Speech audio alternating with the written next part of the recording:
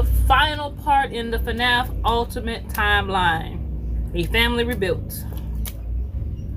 So I learned that Mike Afton is the protagonist that you're playing in FNAF 1 through 6. His father, William Afton, is a serial killer. Lost both his children, went crazy, killed Henry, who was the engineer for the rival company, but they eventually merged. And it just went crazy from there. You got vengeful spirits. Like, this thing went from like this is crazy. I did not know this lore contained all of this. So if you're new here, welcome. Tell me how you got to FNAF. Who's your favorite, I guess, animatronic from FNAF? Well, what you love about the lore? Did you play the video games, or did you read the books? Are you going to go see the movie? If you're returning, welcome back, fam. I did not know this was gonna be crazy like this. Why y'all let me know? Like, this is a lot. Like, now, but because of watching this, I kind of want to watch videos on other lore. Like, the one I'm gonna watch after this is probably gonna be Fallout, because all I know about that game, because I played the app version, and then there's the multiplayer online that's that I downloaded. I play on my PlayStation occasionally. But all I know about that game is that apparently, you know, nuclear war happened, people lived in these shelters, and that's pretty much about it. You know, that's all I know about the game. That is it. That's my knowledge of Fallout. So if these videos do pretty good, I'm gonna go ahead and do the Fallout, because I need to, because I want to know about that lore too, because I need to know what happened, because that's all I know. So anyway, let's jump into the final FNAF, a family rebuilt.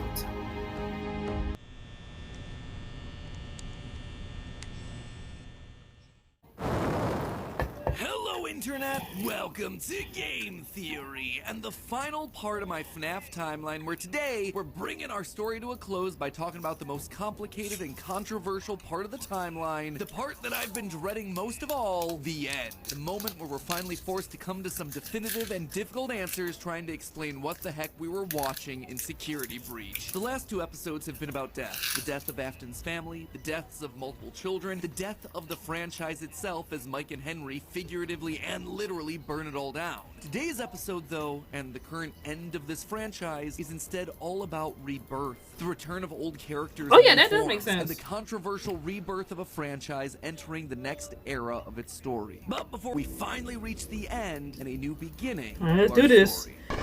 Host Purple Guy. Chapter 3. Fazbear Entertainment was dead. There is no need for you to return to work next week, as Fazbear Entertainment is no longer a corporate entity. All debts had been paid, all assets redistributed. The company was outright It needs to be. Even the memories of the horrors that had happened there started to fade away. That should have been after the first murder. It should have stopped. Was dead. Henry was gone. A whole generation of young Emilys and Aftons had lost their lives to the horrors of the pizzeria. All of them collateral damage to the man in the bunny suit. Everyone the company had ever touched was dead and gone. Well, all except one. Pay your child support, you deadbeat! I'm keeping the diamond ring. I also set the house on fire! Clara Afton. She'd been Oh, there the in wife. early days, back when things with William were good. They'd had the perfect home, a thriving business, the ideal family. But shortly after their youngest son died, things started to change. William had become distant, lost in his work, obsessive. She had watched him change from this irritatingly brilliant man that she had fallen in love with to a drunken monster struggling to hold himself together. And despite her trying to reach out to him in those desperate days, he was just too far gone. So he's out with this creepy songing.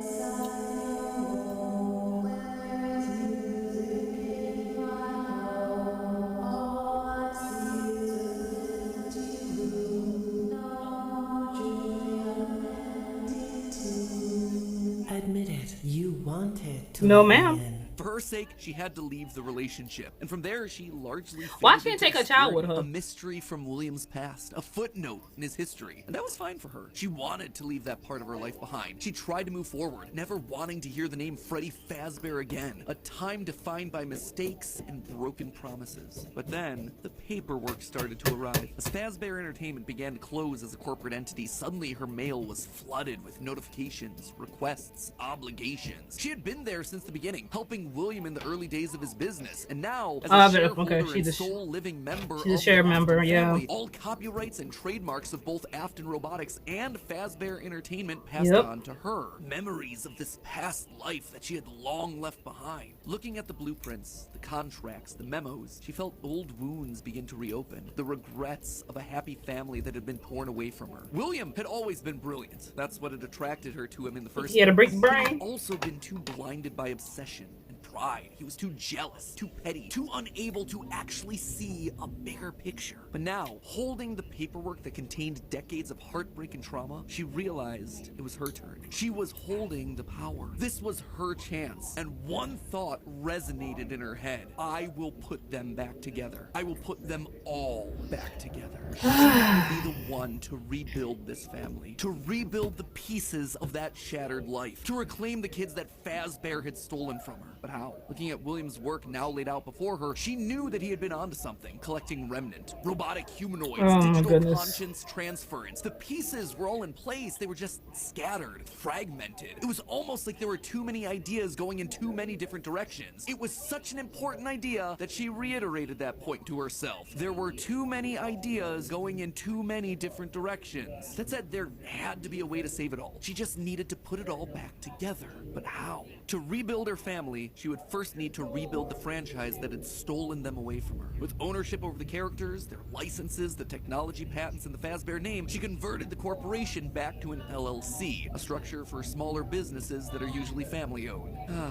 The irony was fitting. From there, she would need Remnant, and lots of it. Remnant was the key. Clearly, in the later years of his life, William had been using Circus Babies Entertainment and Rentals as a remnant farm, sending robots to kids' birthday parties in the hopes of nabbing bits of the stuff here and there. But clearly, it wasn't enough. He had, what, like 4, maybe 5 animatronics going out every week? No. It was a decent idea, but to get the Remnant they required, now we have the wife. Dozens, hundreds of trying to finish his work. Oh my goodness. Well, the ex-wife. Remnant from unsuspecting customers. But to do that would require help, something William would never ask for.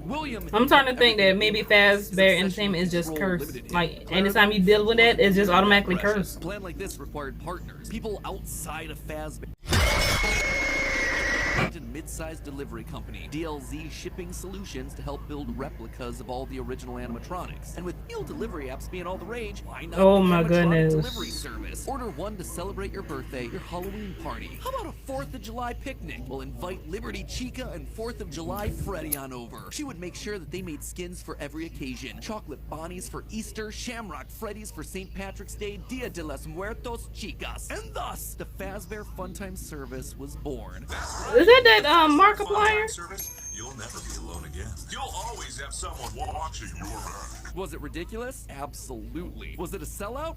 No doubt. It was exactly the sort of thing that William would have hated, but it needed to be done to get enough Remnant. Normally, the novelty of ordering an animatronic wore off after like, what, 1, maybe 2 times? But with new skins for new holidays, suddenly you had yourself an animatronic perfect for every occasion. It would keep people hooked. It would keep I would say, business-wise, she is smart. LLC had to offer, and all the while they'd be collecting and returning the Remnant back to her. In a word, it was brilliant. There was just one problem with it. No one trusted the Fazbear name. The company's brand was still mud in the public eye. No one would want to hire animatronics from the restaurant franchise known for murdering children. Nothing kills a party quite like the threat of death, you know. So she needed to find a way to discredit the stories that had come before. She needed to win back the public's affections, reactivate some nostalgia for the spooky stories of their childhoods. She needed a game. Multiple games, in fact. They lied to us. They lied to all of us. They They told us that the whole point of this VR game was to undo the bad PR done by a rogue indie game developer. But that's not true at all. Those indie games were designed to conceal and make light of what happened. This isn't just an attempt to rebrand. It's an elaborate cover-up. Struggling game developers were a dime a dozen online, most working on their magnum opus between shifts at the Dollar General. So she found one. Steve just picked him out of obscurity. The right mix of desperate and doofus, willing to say and do anything for a couple extra bucks. And he fell right in line, as expected, delivering stupid little things with dumb generic names like Mangle's Quest, Balloon Boy's Air Adventure, Five Nights at Freddy's. Bad gameplay with even worse graphics, but hey, they got the job done. People were suddenly talking about the clues inside of these things, searching for the hidden lore. They were actively making jokes about So she dead took kids this at pizzerias. occasionally. Her husband's twisted history of serial murder had suddenly been reduced to a mere Nancy Drew mystery to be solved. The plan had worked. So pretty much the Fazbear's games was suddenly is more as popular okay. I than get what you're ever. doing. Okay. Things were going shockingly well. Her takeover and reboot of the franchise was full and complete. Suddenly infused with cash, she built the largest, most ambitious project yet, the Mega Pizzaplex. William had always been so visionary, but always thought so small scale. He was careful to a fault. Not her, though. She knew that this latest project needed to be big. It needed to be flashy. It needed to be a palace for children. A place that got people talking and checking out the latest in Fazbear products. So with a steady supply of remnant flowing in, it was finally time. The stage was set. It was time to get to her real goal, literally rebuilding a family.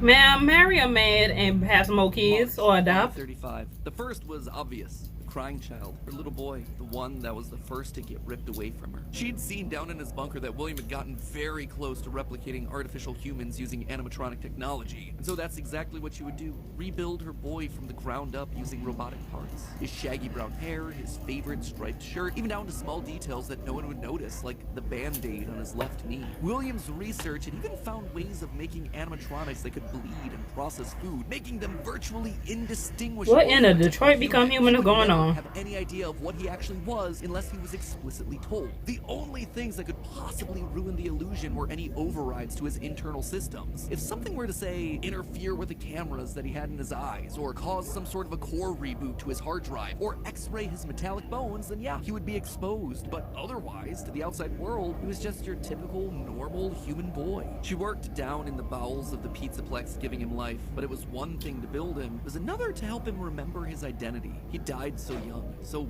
early in their history that there was no preserved memories for him, no documentation that she could just download into his digital brain. So bit by bit, she trained him, forcing him to remember who he was. In a corner of the room, she even made a makeshift dinner table, a reminder of their happier days. The family recreated: 2 brothers, a sister, a father, and the mother at the head of the table. The one in charge, the one in command, the one bringing all of this to fruition. But his progress was admittedly slower than she would have liked. At first, he could only communicate through simple ones and zeros, then rudimentary drawings and crude letters. But bit by bit, images of his past life started to come through. Balloons, colors, houses, bears and faces, birthday parties. All for me. Gregory was alive. As the robot boy embraced her, she felt a warmth that she hadn't in decades. This was the joy that she'd been working towards. This was what it was all for. Her son, back in her arms again. The plan was working. She had to keep going. Next was William. If the family was truly going to be put together, she would need him. She actually knew went to go exactly get him? where he was, in the ruins Oh of my that God, old Freddy ma'am. Fazbear's pizza place where Henry had trapped him. In fact, that's specifically why she insisted on building the Pizzaplex there over the sinkhole. It's the best place to hide what her true intentions were with the entire operation. Digging through the wreckage, she found him. He was right I where mean, she found him. from what I'm saying, they was a match made in heaven. Was not something she was prepared for. The rotting corpse of William Afton was disgusting. Scorched flesh fused into the fur lining. Hollow black sockets where eyes once were. A smell that reeked of burned carbon and bloody iron. He was no longer flesh. He was just the tangled sinews of a creature that was once called human. How far this brilliant man had fallen. It was clear that her work was cut out for her on this one. Afton was practically lifeless. The man may not have been able to die, but he was about as close as you could come. And his body would need a lot of reconstruction. She's literally gonna put this man back together. And endoskeleton reinforcements were the top priority. To be pulled from their new line of glam rock animatronics. She'd have to see if they had any spare Bonnie parts lying around that they could steal. In the meantime, though, she threw the husk that was once her husband into a life support pod infused with aerosolized remnant to help keep him stable. But more important than recovering his body was recovering his mind. In his current state, he was comatose, an empty shell. Severe brain damage starts at temperatures over 108 degrees Fahrenheit, 42 degrees Celsius, and years of repeated fires had burned his brain to goo. Gone was the brilliant, frustrating mind that had drawn her to him in the first place. But she had a plan. Unlike her darling boy Gregory, Afton had found ways to record his consciousness. Fundamentally, the brain is only a series of electrical connections. I mean, that is true. So why couldn't you replicate that in the form of a standard circuit board? In essence, you could create a digital consciousness. And one thing she knew about William, he was nothing. Imagine we start doing that, all uploading our conscious to the cloud. And sure enough, there it was, buried in piles of old animatronic CPUs, a record of Afton himself. But she needed someone to test it. Someone was definitely here during the night. It had to have been the client. I mean, they sent us that stuff in the first place with no explanation, told us to scan it, said it would expedite the process so we wouldn't need to program any pathfinding ourselves. Unlike the other games that she'd paid to have made in the past, this one had a different purpose. This wasn't about PR, it was about getting William back up and running, spreading his virus to the masses. You acknowledge that Fazbear Entertainment is not responsible for accidental digital consciousness transfers, real-world manifestations of digital characters. She hired a new developer, Silver Parasol Games, to scan the boards and bring her husband into the system. And because of the immersive nature of VR, William's consciousness would be able to merge with the player. That is giving him a new creepy. body, a new agency. There was just one complication. Afton's hold wasn't as powerful as she had hoped. He wasn't able to gain complete control. The first trial run, Jeremy, was so desperate to escape Oh from his my grasp God. that he sliced his own face off with a paper shredder. Messy. Afton's followers were reluctant, to say the least, but it was the second attempt that looked like it had the potential to kill two birds with one stone. Enter Vanessa. Mrs. Afton wanted a surrogate daughter. Her darling Elizabeth would have been a young woman at this point if she had lived. And Clara wanted someone who wasn't Elizabeth but could be just like her. Could she have just rebuilt her like Gregory? Sure, but she decided against it because she wanted an actual human mother-daughter connection. Well, that, and it would be redundant and narratively unsatisfying to have two robot kids in the same family. What could she say? William had put a lot of tools on the table for her to use, and she was planning on using them all. Plus, Elizabeth had always been so loyal to Daddy. It was time to give her a second chance, a true choice. And Vanessa seemed to be the perfect candidate to fill the role. Your dad's name was Bill. Your dad didn't play fair, did he? He used to make your mum look bad in court. He manipulated you. I know your mum after she lost the custody case. Oh, supposed to be a good girl. She started as a QA tester at Silver Parasol Games, the VR game development company that was part of her plan to bring back William. But more importantly, Vanessa checked all the correct boxes. Right age, blonde, green eyes, with a fondness for flowers. This and is outdoors. crazy. In many ways, it was her daughter all over again. Except it wasn't just looks and personality. What really mattered was Vanessa's mind. Underconfident, coming from a broken home, motherless, able to be manipulated. Yes, she would do nicely. She would be the one to save dear old Daddy, just as the real Elizabeth would have wanted. I will make you proud, Daddy. While testing the VR game, William's digital consciousness merged with Vanessa. Oh sure, she fought, fragmenting Afton's code into a series of tapes hidden across the game, trying to do web searches to regain control over her life, but it wasn't enough. She was weaker than Jeremy. She was a thrall that, despite occasional moments of lucidity, had to obey. And with Vanessa, it was a 2-for-1 deal. She was getting a daughter back, while also bringing her husband one step closer to reactivation. She just had to make sure that Vanessa This was is right. crazy. The reborn Gregory was an expert hacker, part of the benefits of being an Afton and a robot. So Clara had him keeping tabs on Vanessa, hacking into her emails and trailing her therapy sessions to ensure the future Elizabeth was falling in line. If any of the therapists started to ask too many questions, they were promptly dismissed from their positions. And while Gregory kept tabs on Vanessa's personal life, Mrs. Afton made sure to clear a path for her professionally. Wow. With Silver Parasol's collapse at the hands of the anomaly, she then had the possessed Vanessa bring the contaminated circuit Wow. boards to DLZ shipping, the Fazbear Funtime service. More glitches, more Remnant, more Afton. But it was her last move that was the best. In a true masterpiece of poetry, she brought Vanessa over to be Chief Security Officer at the Pizzaplex. A true family tradition to don the hat and badge, and all it took was a recommendation from the top as well as some emails marked for deletion. Sure, Vanessa didn't have relevant experience for the job, but when it comes to directly from the CEO, does it really matter? Husband, son, daughter. A corpse, a robot, a human. All that was left was Michael. Poor, troubled Michael. The boy that killed her youngest. The one that would spend years trying to make his guilty conscience right again. A self-professed protector. While she knew she needed him to complete the family, something told her that the problem had already solved itself. Something had shifted when using Glamrock Freddy to excavate the buried pizza place. I have been here before. I found myself for the first time when I cleared the path. I have changed. My friends are here, but I can protect you. I am not me. Maybe it was the remnant that had coursed through Michael's veins. Maybe it was the spirit of Michael living on as a protector. But he was there, somewhere inside of Glamrock Freddy. She could feel it. And just like that, she'd won. She'd done it. Sure, there were still some kinks to work out, some final brainwashing of Vanessa, some rehabilitation of William, but they were there. Finally, all together again under one roof. The Aftons reunited. A happy ending.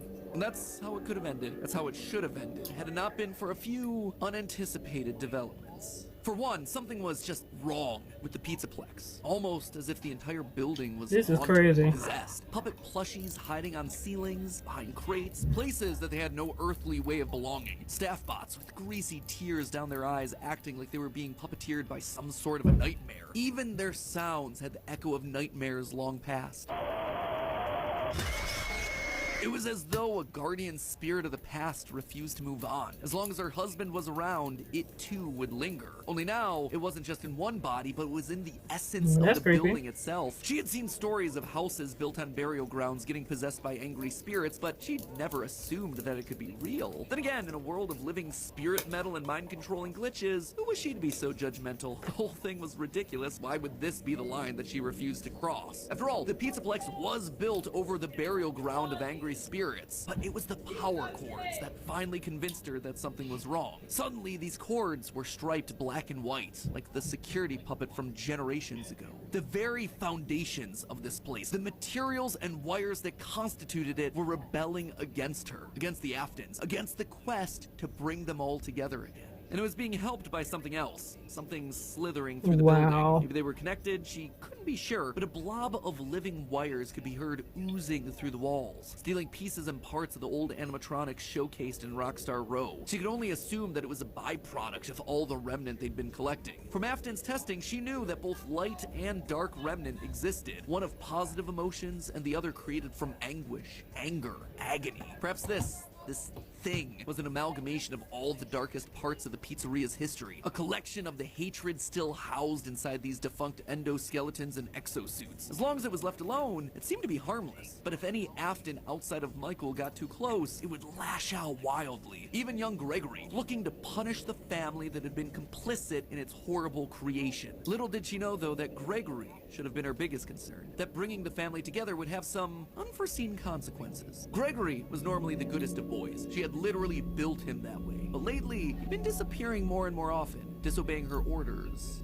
Requests. She knew that he loved playing on the arcade machines once the Pizzaplex closed, being so good as to top the leaderboard on practically all of them. But lately, he was nowhere to be found. She suspected his absence had to do with Glamrock Freddy's failed performance the other night, when he malfunctioned live on stage. Almost as though the core programming of Freddy responded to seeing this rebuilt small boy. Almost like it awakened something inside of him. She'd have to make sure that Vanessa was on the lookout for him. But she'd soon come to learn that Vanessa wasn't enough. Whether it was the influence of the nightmare puppet or a reawakened hatred of animatronics seated deep in Gregory's code, something had caused him to rebel, to rip apart each animatronic in the Pizzaplex. Bit by bit, this boy was tearing down the empire that she'd so painstakingly built, freeing Vanessa from her mind control, destroying the remains of Afton in the basement, setting Glamrock Freddy loose. As her carefully created world crumbled around her one more time, she began to plot her revenge. She would have to bring them all to ruin.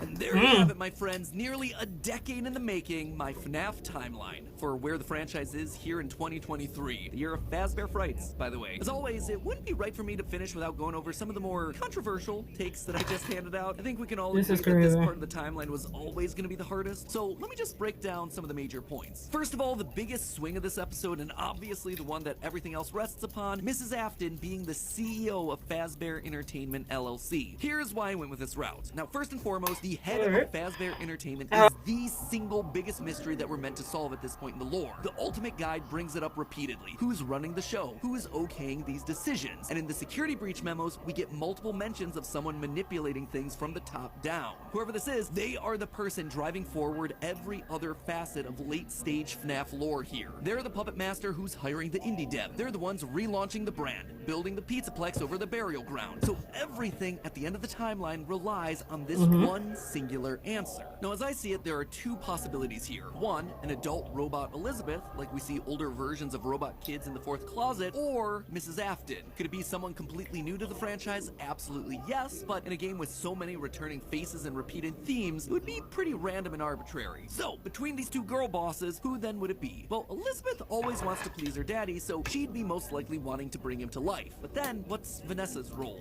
in all of this? Vanessa is clearly meant to be a parallel for Elizabeth. Same hair, same eyes, similar backstories, but if the main goal is getting the Afton family back together, which seems to clearly be the case in Security Breach, then there's no need for Vanessa to be involved at all. We already have Elizabeth running the show. It would also mean that we suddenly have two robot kids running around, which feels narratively repetitive and quite frankly kind of dumb. Now look at Mrs. Afton. We know next to nothing about her outside of any clues that we can get from Immortal on the Restless song. But what her being head of Fazbear does is make every other piece of the lore fit. Suddenly, you can have one of every other type of character. One robot kid in Gregory, one brainwashed human in Elizabeth/Vanessa, one OG corpse in William, and one possessed animatronic in Mike. Narratively, it makes everything else cleaner. Legally, it's also the option that makes the most sense. As I call out in my narrative, she'd likely have some stake in the original company and all of its assets. So as Fazbear folds as a company, I'd suspect a lot of it would return back to her. But there was one clue that really sold me on this particular direction, and that was this right here, in the Post-it room. The big lore central of Security Breach, a dinner table scene with the whole family, including the mother. And not only is she there, she is at the head of that table, the position of highest honor and responsibility. She is the one in charge, with William being relegated off to the side. That one scene shows that we have to include Mom in there somewhere, and the only place it makes sense for her to be is at the top. Now, there is one big dilemma with my interpretation of all this. The Ultimate Guide really seems to point out that the head of Fazbear doesn't want the glitch trap virus to spread. They call out one particular email in FNAF AR where the legal team calls a cease and desist to all action about scanning the circuit boards. And even in FNAF VR, we're told that the circuit boards get stolen back by the client, presumably once they realize what danger is on there, trying to stop glitch trap before he spreads and gets out of hand. Here's the problem with that though. If the head of Fazbear doesn't want Afton to rise again, why'd they restart the company in the first place? Why'd they build over the FNAF 6 pizzeria? Why'd they go through an elaborate cover-up to make the possessed Vanessa an important part of the company? Just doesn't make a whole lot of sense. It would be the most inconsistent series of actions ever, but I did want to call attention to it since it seems to be the route that the official guide is trying to steer us towards. Moving on to minor point number one, the Five Nights at Freddy's games were made by the rogue indie developer. Here's the thing, FNAF VR opens with this line. That's why we have recreated many of these completely fictitious scenarios, lies that you've been fed over the last several years into a hilarious VR game. It's recreating the lies told to you by the indie developer. And since Help Wanted has direct recreations of FNAFs 1 through 3, it means the games must be part of the fabrications that this developer made up. Also, all of this is heavily implied in the story of the same name, Help Wanted and Tales of the Pizzaplex, hence FNAF 1 through 3, canon games within the lore of the series. Big swing number two, the elephant, or ghost in the room, Charlie infecting the Pizzaplex. John from the channel FNAF has made some great findings about Charlie's influence over the Pizzaplex. The cables that looked like the striped arms of the puppet, the Nightmare-own plushies that you find hidden across the Pizzaplex in weird places, the staff bots with creepy smiles and in your dreams written on the front, all of these things scream puppets. Plus, with the puppet mask not having tears in the blob, seems to imply that Charlie's spirit exists elsewhere. She is still in play, and she has an important role, especially in Gregory's Post-it room. The doors to the Post-it room in the game's code are called Charlie doors, and inside we see a bunch of lit up nightmare staff bot heads. Suspicious, to say the least. The channel ID Fantasy did a great theory looking at the Post-it notes, concluding that the crying child / Gregory isn't alone in this room, but rather might be communicating with someone. A spirit, Charlie. Charlie's spirit seems to have pulled a poltergeist. Instead of controlling one thing, she's affecting a lot of little details, foundational elements of the Pizzaplex. And this isn't the first time that we've seen this in the franchise either. We've seen spirits spirits communicating with people through physical writing in the survival logbook. So we know that this is an established means of spirit communication within this franchise. And I suspect that to some extent it might be Charlie's influence making Gregory go haywire. Which brings me then to my final and probably biggest controversy in recent FNAF history, Gregory as Patient 46, the evil robot mastermind. Now, I know when I first came out with this theory a year ago, people were mad. But here's the thing, you don't have to take my evidence points for it anymore. The recent Tales from the Pizzaplex story, GGY, basically goes and just outright proves it. In GGY, we find out about a boy named Gregory who's getting all the high scores in the Pizzaplex arcade machines. When therapists start to go missing, it's confirmed that GGY is the one that's working to bump them off. And when animatronics start getting corrupted by a mysterious glitch, GGY's letters are found inside the code. He even chooses the code name Dr. Rabbit, for crying out loud. But obviously by the time of security breach, Gregory is working against Burn Trap, Vanessa, and the animatronics. Why? How? Well, it's not really clear. I tend to believe that something must have happened to cause him to either lose his memory or be reset in some way. Maybe it was Charlie talking to him in his post-it room. Maybe he hit his head. Maybe it was the connection that he made with Mike on stage in Glamrock Freddy. Not exactly sure, and I don't think we have enough clues to solve any of it yet. But it makes sense from a story perspective why he'd start off evil on Afton's side and then switch to trying to destroy him and not knowing who he is in security breach. And with that, my friends, I'm wrapping this thing up. Congratulations, we are on page 40. 22,000 words of FNAF, baby. Practically just wrote myself a Tales of the Pizzaplex short story. Have I answered everything? Wow. No. Does everything fit cleanly? No. But does it feel like the best and most cohesive narrative for all these characters that addresses most of the evidence we're given? Yeah. For me, honestly, it really does. And let's be honest with ourselves, the DLC will probably come out later this year and prove me completely wrong. Wouldn't be the first time. Then comes the movie, whatever. My descent into madness continues. But regardless, I am so proud of this. This was a massive undertaking. And I'm so proud of our editors who have just destroyed the editing across all 4 of these installments. You guys are the best. Thank you for pushing through on 20+ minute uploads. You are unreal and your talent is unrivaled. I'm so lucky to work with you guys every single day. So that is the end of the FNAF lore. That is crazy. But I like the theory. Like, I like, okay, because now to me, with this lore knowledge, it makes the games make sense to me. So it's the son, the oldest son you're playing as, 1 through 6. The wife takes over. The wife takes over to rebrand, because that does make sense. Like, who else would want to would have the ability to rebrand their company? I also like the idea that pretty much in order to rebrand, she has to get rid of the the negative press. In order to do that, she hires a game company, an indie gamer developer, and takes the stuff and turns it to a game, which is games 2 through 3. So kind of just interconnects with each other. I like that as he's doing his theorizing. I like that, pretty cool. And the idea that she's literally trying to, like, what this is just showing me that William, I don't think she has a name, which is Miss Afton. These two are parallel match made in heaven, because I don't think if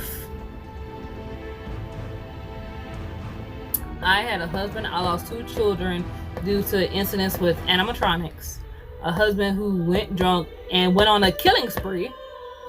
Once he passed away, and I then also lost the last living child I had to a fire, and now I'm in possession of the company that I kind of pretty much blame for the loss of my family. I'm not going to try to reopen that business. If I do anything, I might rebrand and do something else, something far away from that brand, like come up with something else. But I don't think she's creative. Clearly, creativity was the husband.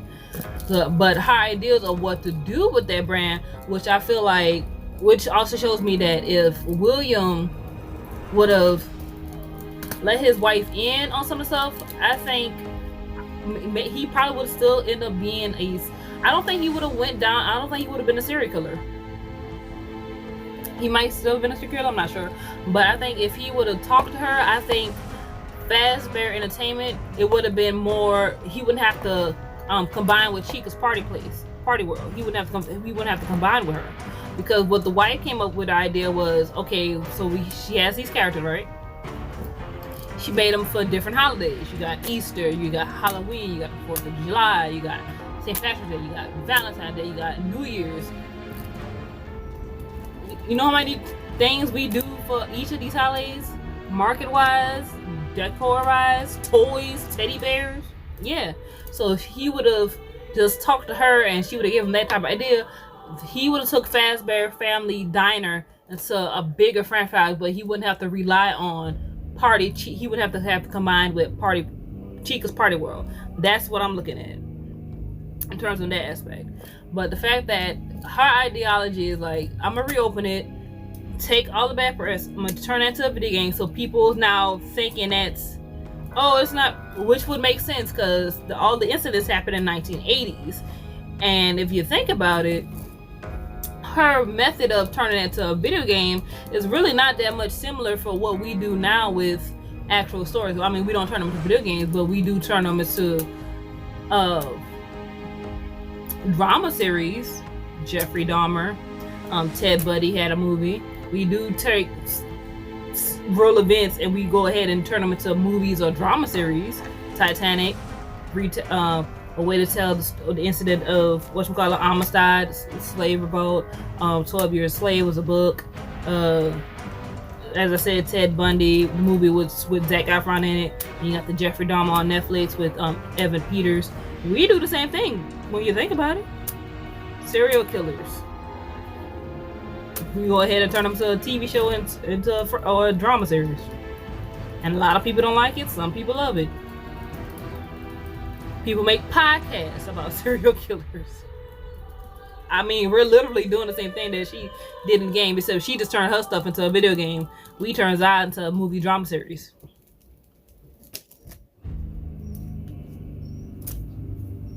Am I right? Am I wrong? Like, think about it. But this was very interesting in terms of timeline, but also this also showed me that she is just as crazy as her goddamn husband. Because she also goes out and uses the delivery service to kill more kids. They're literally a match made in heaven. They was literally perfect for each other. That's all I'm saying. They soulmates. They're soulmates. She deserves to burn in hell right alongside William Afton. I'm sorry. And then she praying on poor Vanessa because she got a sad backstory. So she even Miss Thing. She deserves to burn in hell alongside her husband. Y'all can be reunited in hell with the devil over your nuptials. You gotta go ahead and renew your vows via the devil. Go ahead.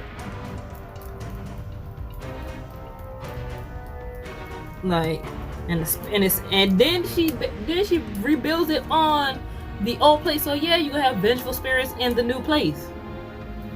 Cause they thought they could finally rest in peace, but you're literally trying to bring him back to life. So yeah, now they can't rest in peace. It's like they were probably at peace, like, finally, our soul is free. And they're like, it can't be at peace. So, like, ma'am, you ruined it. So that is it for the Ultimate FNAF timeline. That was definitely good. That was interesting. I can't wait to watch the teaser trailer now. So comment, share, subscribe, follow on social, and I'll see you guys next time for another reaction video. Bye.